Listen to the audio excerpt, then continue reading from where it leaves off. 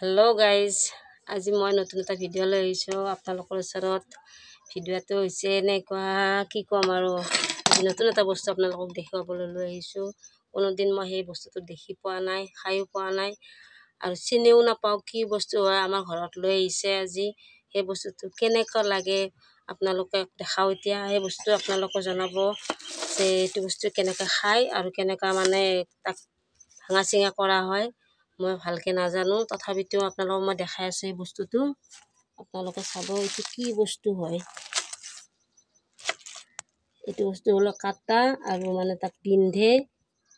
এই হ'ল বস্তুটো কেনেকুৱা খাবলৈ, কেনেকুৱা হয় মই নাজানো।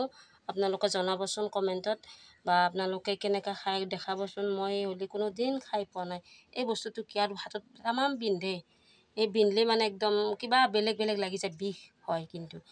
কিন্তু বস্তুটো খোৱা বস্তুৱে হয়।